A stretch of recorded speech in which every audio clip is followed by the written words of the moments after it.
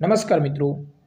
તો જે પણ વિદ્યાર્થી મિત્રો ગવર્મેન્ટ નોકરી માટેની તૈયારી કરે છે તેમના માટે આ વિડીયો ખૂબ જ ઉપયોગી બનશે। કારણ કે મિત્રો ઘણા ખરા વિદ્યાર્થી મિત્રો અત્યારના સમયમાં સરકારી નોકરી લેવા માટે સ્પર્ધાત્મક પરીક્ષાઓની તૈયારી કરે છે। તો તેમના માટે મિત્રો આ વિડીયો ખૂબ જ ઉપયોગી બનશે। તો વિડીયો મિત્રો સંપૂર્ણ પૂરેપૂરો જોઈ લેવો ખાસ।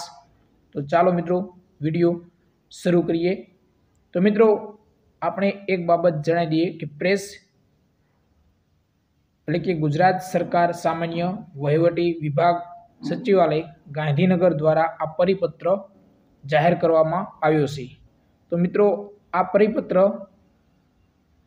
તારીખ 19/2/2024 રોજ આ પરિપત્ર જાહેર થયેલો છે। તો મિત્રો આ પરિપત્રમાં તમને શું જણાવવામાં આવ્યું છે તો મિત્રો તમને જણાવી દઈએ કે જે પણ વિદ્યાર્થી મિત્રો સરકારી નોકરીની તૈયારી કરે છે તેમના માટે અને જે પણ વિદ્યાર્થી અથવા તો કોઈ પણ લોકો જે સરકારી નોકરીની તૈયારી કરતા નથી તેમને પણ આ પરિપત્ર લાગુ પડે છે મિત્રો। તો ખાસ જે પણ વિદ્યાર્થી મિત્રો સરકારી નોકરીની તૈયારી નથી કરતા તેમના માટે પણ અને જે તૈયારી કરે છે વિદ્યાર્થી મિત્રો તેમના પણ આ પરિપત્ર ખૂબ જ ઉપયોગી બનશે। તો મિત્રો ખાસ એકવાર આ પરિપત્ર સંપૂર્ણ જોઈ લેવો। અને જો તમારે આ પરિપત્રની પીડીએફ લેવી હોય તો મિત્રો આપણે ટેલિગ્રામ ચેનલમાં આપેલી છે અને ટેલિગ્રામ ચેનલની લિંક વિડીયોના ડિસ્ક્રિપ્શનમાં આપેલી છે। તો મિત્રો ચાલો જોઈએ કે આ પરિપત્ર શું કહેવા માંગે છે। તો મિત્રો સરકાર દ્વારા ઝડપી નિકાલ, પારદર્શિતા તેમજ કાર્યક્ષમતામાં વધારો થાય તે હેતુસર વિચારધારા અમલમાં મૂકવામાં આવે છે અને તે અંતર્ગત વચાણે લીધેલ ક્રમાંક 1 થી 3 દ્વારા સૂચનાઓ પરિપત્ર કરેલ છે। જે અન્વયે ભારત દેશના દરેક નાગરિક પોતાના આધાર કાર્ડ, ચૂંટણી card, PAN card, passport, ration card, driving licence તેમજ અન્ય તમામ ઓળખપત્રમાં પોતાના નામ, પિતાનું નામ, માતાનું નામ, જન્મ તારીખ તેમજ સ્પેલિંગમાં તમામ ઓળખપત્રોમાં એક સમાન એટલે કે મિત્રો આ પરિપત્ર તમને એવું કહેવા માંગે છે કે તમારા જે પણ ડોક્યુમેન્ટ હશે હવે તો મિત્રો એ ડોક્યુમેન્ટમાં બધામાં જ નામ તમારું સેમ હોવું જોઈએ, એક જ સરખું હોવું જોઈએ।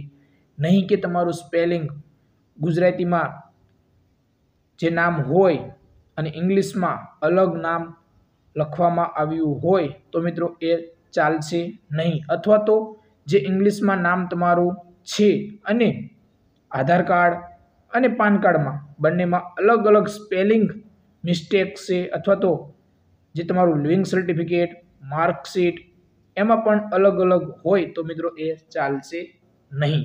ખાસ મિત્રો તો સુધારા કરી લેજો। એટલે કોઈ પણ વ્યક્તિનું તમારે ચાલશે નહીં। એક સમાન સ્પેલિંગ તેમજ એક સમાન જોડણી હોવી જરૂરી છે મિત્રો। ખાસ આવું ખાસ તમને જણાવવામાં આવ્યું છે કે એક સમાન જ બધું હોવું જોઈએ જેથી દરેક નાગરિકને પોતાની પ્રાથમિક ફરજ સમજી સુધારા કરાવી લેવાના રહેશે મિત્રો। આ તમને કહેવામાં આવ્યું છે જેથી કાર્યવાહીનો ઝડપી નિકાલ, પારદર્શિતા તેમજ કાર્યક્ષમતા સુનિશ્ચિત કરી શકાય। જો કોઈ પણ ઓળખપત્રમાં એક સમાન નામ ગુજરાતી તથા અંગ્રેજી તેમજ જોડણી તેમજ સ્પેલિંગની ભૂલો હશે તો કોઈ પણ ડોક્યુમેન્ટ માન્ય ગણવામાં આવશે નહીં મિત્રો। આ તમને ચોખ્ખું જણાવવામાં આવ્યું છે તેમજ તે કચેરીઓમાં અમલી ગણાશે નહીં। આ સૂચનાનું ચુસ્તપણે પાલન કરવાનું રહેશે મિત્રો। આ બધા જ નાગરિકોને જણાવવામાં આવ્યું છે। તો મિત્રો ખાસ કેવો વિડીયો લાગ્યો? જો વિડીયો સારો લાગ્યો હોય તો વિડીયોને લાઈક કરજો, શેર કરજો, વધારે તમારા મિત્રોને શેર કરજો। જય હિન્દ મિત્રો।